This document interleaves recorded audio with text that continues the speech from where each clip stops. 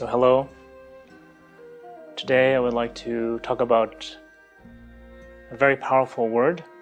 In Sanskrit we say bodhicitta, and it means an individual who has taken love and compassion into their heart in a strong way, where they have in a sense dedicated their life to trying to help others.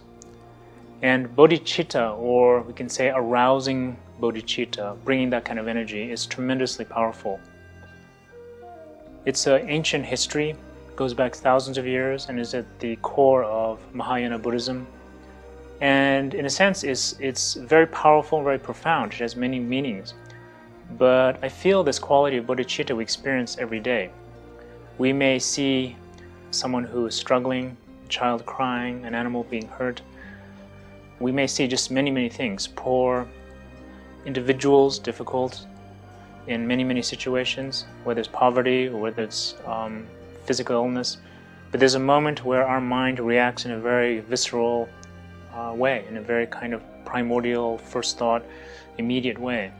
And we think, that shouldn't be going on. I would like to stop that suffering. I would want that pain to go away. That is compassion. Likewise, we can have a moment of just wanting happiness, wanting someone's life to be better. And that is kindness, that is love.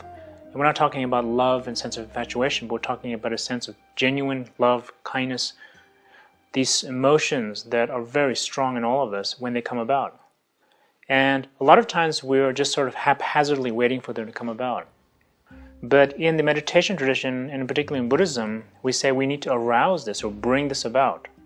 It's like planting a garden, a seed, or just inspiration. We're trying to cultivate it or bring it about. And it's essential that we do this daily. Certainly for those of us who live in a world that is very me-oriented, it's very oriented towards the individual, if we can begin to flip that and saying, how do I arouse the mind? How do I raise my energy, confidence, courage? It takes courage to have that kind of attitude. And this word bodhicitta sometimes is translated and meant as mind of enlightenment. And the way I like to think about it is that the mind of the Buddha, if we could get inside the mind of the Buddha, what would that be like? That Buddha mind, that enlightened mind, would be constantly concerned for the kindness of others, constantly concerned with the love of others, constantly concerned about the well-being of others. And that sort of natural mind. And it's maybe a mind that our parents had for us, someone we love has for us, just their concern. But that needs to be brought about, that needs to be cultivated. And a lot of times we do that in meditation. We do it in terms of practicing meditation. We literally have a meditation called rousing bodhicitta.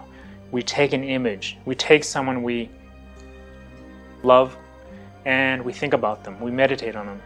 And as we do that, we get a sense of feeling, we get a sense of warmth. And as that warmth and love comes about, we begin to familiarize ourselves with it. We begin to become familiar with it. Meditation is simply a word that means familiarity. So we meditate on it, we become familiar. And as we become familiar, that feeling of concern about others. Of course, when we think about someone we care about, we don't want them to be hurt. We want good things to happen to them.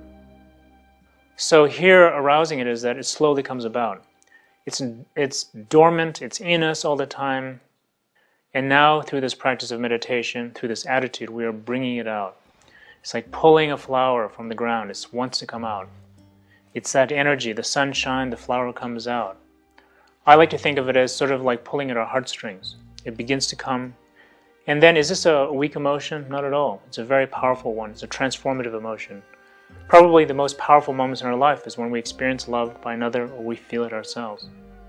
But we can now actually generate this not just for the ones we care about, but for other individuals, even strangers. And ultimately, if we become strong enough, we can actually do it for those who we have difficult time with. So we begin to all of a sudden go out further. And why is this powerful? Because generally speaking, we have divided our world up. Those we like, those we don't like. And that causes a lot of stress and grief. So rousing bodhicitta begins to basically make things much more even. Our mind is more even. Our life is more even. Our life has a sense of peace. There's a sense of sharing that.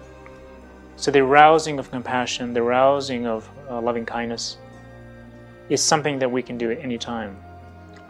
I encourage you to do it maybe in the morning, before you go to work, before you go to school, before we enter life. That mind of caring about others, that mind of enlightenment, may it be your mind. Thank you.